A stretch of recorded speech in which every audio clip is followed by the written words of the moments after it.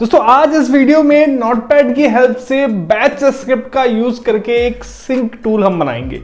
Suppose आप अपने computer में कोई डॉक्यूमेंट रिलेटेड वर्क कर रहे हैं, चाहे वो वर्ड पे हो, एक्सेल पे हो, मीडिया फाइल के साथ हो, वगैरह वगैरह, किसी भी तरीके की फाइल के साथ आप वर्क कर रहे हैं और डेस्कटॉप पर ही आप उसको सेव करते हैं या फिर कहीं पर भी सेव करते हैं, तो हम क्या करेंगे, एक सिंक टूल बनाएंगे with the help of batch script. आपको क्या करना होगा, अपना काम फिनिश करके एक बार उस टूल को रन करना होगा, यानी कि जस्ट एक बार डबल क्लिक करना होगा उस टूल पे और फिर आपने जो काम अपने डेस्कटॉप पर अपनी फाइल्स के साथ किया है वो किसी भी ड्राइव में किसी भी फोल्डर के साथ सिंक आप कर सकते हैं जो आप तय करेंगे। मतलब आपका डेस्कटॉप का जो डेटा है या फिर फाइल है आपकी चूज की हुई डायरेक्टरी में भी अवेलेबल हो जाएगा, सिंक रहेगा उसके साथ। आप जो भी टास्क इधर करेंगे वो उधर भी रिप्लिकेट होगा अगर आप बैच फाइल का यूज करते हैं। तो कैसे बनाना है ये टूल वो मैं आपको बताता हूं। आप में से कोई भी बना सकता है, जस्ट आपको मुझे फॉलो करना है। जो मैं आपको यहाँ पे करके बता रहा हूँ वो आपको करना है।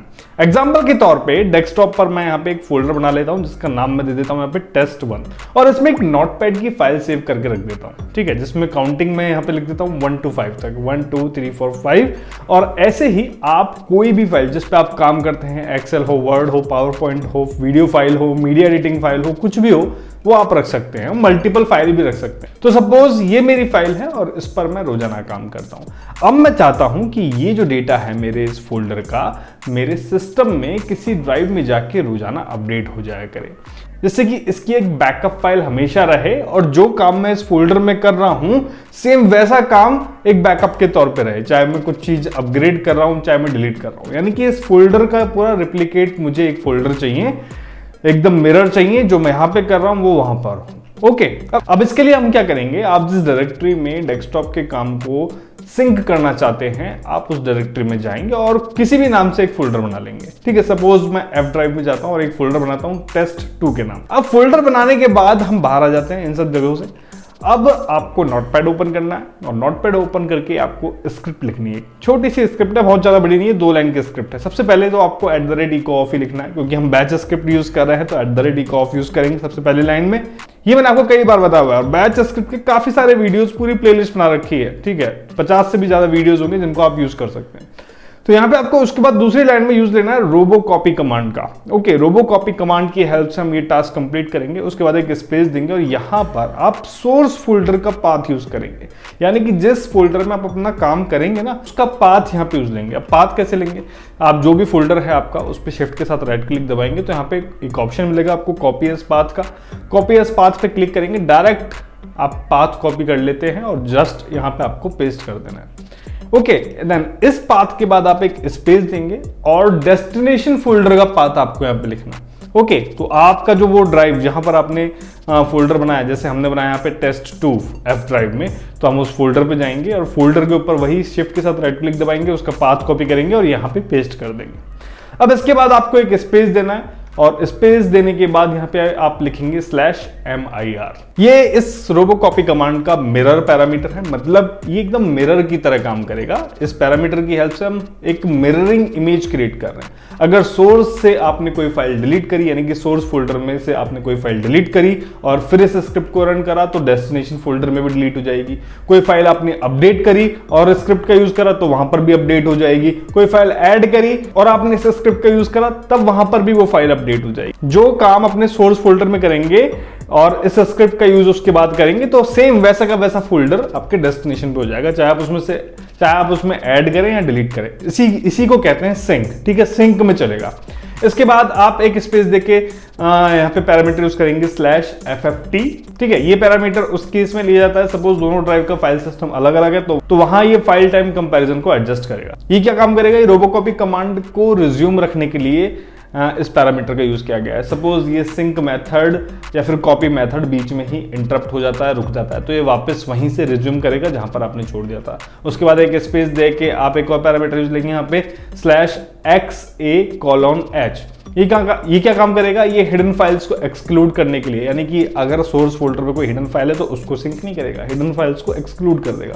उसके बाद /w:5, ये वेट टाइम पैरामीटर, अगर कोई फाइल कॉपी नहीं हो रही है तो ये स्क्रिप्ट 5 सेकंड का वेट करेगी, उसके बाद रिट्राई करेगी। ठीक है, देन उसके बाद एक स्पेस देके आपको लिखना है /r:2, ठीक है, R फॉर रीट्राई। अगर कोई फाइल कॉपी नहीं हो रही है तो ये जो स्क्रिप्ट है 2 बार ट्राई करेगी, 2 का मतलब 2 बार ट्राई करेगी, उसके बाद दूसरी फाइल पे स्किप हो जाएगी। तो ये पूरा स्क्रिप्ट का काम है और इतनी ही स्क्रिप्ट है। अब आपको क्या करना है, इस स्क्रिप्ट को सेव कर लेना है किसी भी नाम से डेस्कटॉप पे, और .bat एक्सटेंशन लगाना मत भूलिएगा, ठीक है। अब आपको क्या करना है, अब सपोज आप अपने फोल्डर में कोई भी टास्क करेंगे और वो टास्क कंप्लीट करके जब आप ये स्क्रिप्ट रन करेंगे तो डेस्टिनेशन फोल्डर ऑटोमेटिकली सिंक हो जाएगा, इस फोल्डर के जैसा हो जाएगा सेम। देखते हैं कैसे। देखो, एक नोटपैड फाइल मैंने बनाई थी, ठीक है, इसमें मैंने काउंटिंग लिखी थी 1 to 5। अब मैं इस काउंटिंग को अपडेट कर देता हूँ 6 7 8 9 10, और इस नोटपैड की फाइल को सेव कर दिया और इस फोल्डर को क्लोज करके अब इस स्क्रिप्ट को रन करता हूँ। रन जब मैंने करा तो डेस्टिनेशन वाला फोल्डर चेक करते हैं। अब डेस्टिनेशन वाले फोल्डर में भी ये फाइल है और उसको जब हमने ओपन करके देखा तो यहाँ पर भी 1 से लेके 10 तक काउंटिंग हो गई है, ठीक है। सपोज अब मैं सोर्स से इस फाइल को डिलीट कर देता हूँ। इस फाइल को मैंने डिलीट कर दिया, फिर इस सिंक टूल को रन करा तो आप देखेंगे कि डेस्टिनेशन फोल्डर से भी ये फाइल गायब हो गई है, ठीक है। तो यानी कि जो मैं अपने डेस्कटॉप वाले फोल्डर में काम कर रहा हूं वही काम डेस्टिनेशन ड्राइव में जो मेरा फोल्डर है उसके साथ हो रहा है ना कमाल। इस तरीके से दोनों फोल्डर आपस में सिंक रहेंगे। जो डेस्कटॉप पे आप काम करेंगे वो काम रिप्लिकेट होगा, मिरर हो जाएगा आपके एफ ड्राइव। आप भी ट्राई करो, hopefully it will help you. हाँ, अब ऐसे ही बैच स्क्रिप्ट के टास्क को हम ऑटोमेट भी कर सकते हैं। जैसे अभी तो आपको रन करना पड़ रहा है, लेकिन आप क्या कर सकते हैं कि ऑटोमेटिकली थोड़ी थोड़ी देर में ये जो स्क्रिप्ट है ऑटोमेटिकली रन हो जाएगा, तो ऑटोमेटिकली आपका फोल्डर सिंक हो जाएगा। कैसे आपको एक ऑटोमेट करना है वो तो मैं आपको अगले वीडियो में बताऊंगा। उसके लिए आप मुझे कमेंट जरूर करना है कि सर नहीं, हमें तो ऑटोमेट करना है। ऑटोमेट करने के लिए आप कमेंट कीजिएगा तो मैं आपके लिए वीडियो जल्दी से जल्दी ले आऊंगा, जैसे कि ऑटोमेटिकली आपका सिंक हो जाएगा। और ये काम आपको भी हिंट दे देता हूं, आप टास्क स्केड्यूलर की हेल्प से कर सकते हैं। इसके साथ ही अगर आपने हमारे चैनल को अभी तक ज्वाइन नहीं किया है तो ज्वाइन कर लीजिए, क्योंकि बैच स्क्रिप्ट का पूरा कोर्स मैं वहां पर लाने वाला हूं। अगर आप ज्वाइन करते हैं तो सिर्फ मेंबर्स के लिए, ठीक है। मेंबर्स को अब सिर्फ कोर्स मिलेंगे। नीचे आपको यहाँ पर ज्वाइन का बटन मिल रहा होगा, ज्वाइन आपको करना है, जिसमें आप 29 रुपीज पर मंथ के हिसाब से आप ज्वाइन कर सकते हैं, ठीक है। तो जो भी कोर्सेज हैं वो मेंबर्स के लिए रहेंगे, जिससे कि जो वहाँ पे सीरियस हैं, जो सीखना चाहते हैं, सिर्फ वही करें। और 29 रुपीज जस्ट आप हमारे चैनल को सपोर्ट कर सकते हैं और काफी सारे पर्क्स आपको चैनल को ज्वाइन करने पे मिलेंगे। चलिए मिलते हैं नेक्स्ट वीडियो में नई जानकारी के साथ। तब तक के लिए थैंक यू, धन्यवाद, जय हिंद। मिलते हैं नेक्स्ट वीडियो में।